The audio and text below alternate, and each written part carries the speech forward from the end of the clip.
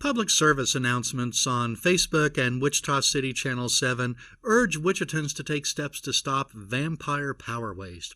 But before hectoring people to introduce inconvenience to their own lives in order to save small amounts of electricity, the city should tackle the real monsters of its own creation. Now, people are probably usually aware that many modern electrical and electronic devices consume electricity even when switched off. One source estimates that a cell phone charger consumes 0.26 watts of electrical power even when a phone is not plugged into it. While in sleep mode, a flat panel computer display consumes about 1.39 watts, a clock radio uses 2.01 watts, and a microwave oven, while not in use and with its door closed, uses about 3 watts.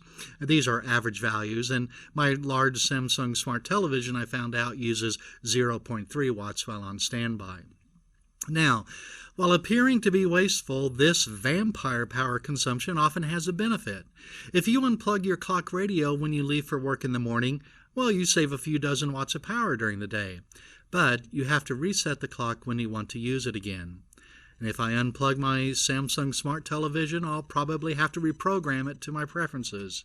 And if I want to save the power my microwave oven wastes, I'll have to wrench my back lifting it out of the way so that I can reach the outlet it plugs into. And that, of course, unleashes a cloud of dust bunnies to dirty my counters and floor. But nevertheless, the City of Wichita uses its Facebook page and cable television network to urge its citizens to take steps like these in order to save very small amounts of electricity. Well, how much electricity do you suppose a city streetlight consumes?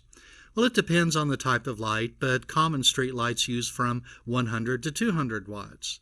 And during the hours when the sun does not shine, we're generally willing to pay for that in order to obtain the benefits of lighted streets and sidewalks.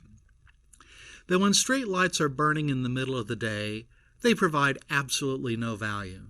Street lights turned on during the day provide none of the convenience of vampire power usage, such as not needing to reset your clocks and move your microwave oven every day. So while the City of Wichita uses its television channel to hector citizens into adding inconvenience to their lives in order to save vanishingly small amounts of electricity, the city apparently has no misgivings about using large amounts of electricity to needlessly illuminate the noonday sky week after week. As we've seen before on Wichita Liberty TV, the city often has street lights turned on at noon on days with no clouds in the sky.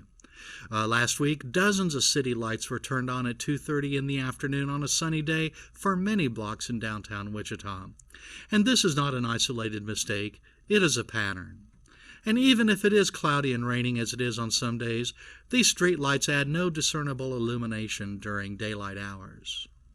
And there's something else. Each of us can choose the balance between vampire power waste and inconvenience based on our own values. If we choose to use vampire power in order to add convenience to our lives, well, we have to pay for that, and it's a choice we have made for ourselves. But the Wichita City Hall bureaucrats who burn streetlights in the noonday sun are spending your money, not their own. Yes, I know, City Hall bureaucrats do pay taxes to the city just like you and I, so their tax money is also wasted. But because the cost of this waste is spread over the entire city, the motivation for any one person to take steps to eliminate the waste is small.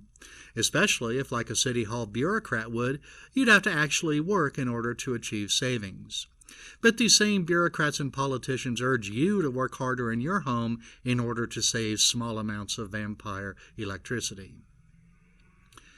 Now, the wasteful expenditures on streetlights I've been illustrating for several weeks are located in districts of the city represented by Janet Miller and LaVonna Williams. Both express concern for the environment and criticize the purported harm man has caused the earth by the emission of greenhouse gases.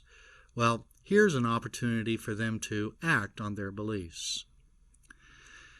Wasting taxpayer money needlessly lighting the cloudless sky with streetlights is bad, no doubt about it. But what is even worse is the city's attitude.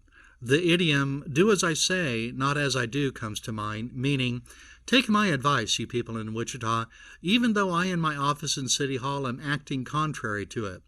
As a City Hall bureaucrat, I am simply too busy to be bothered with making sure streetlights are turned off during the day.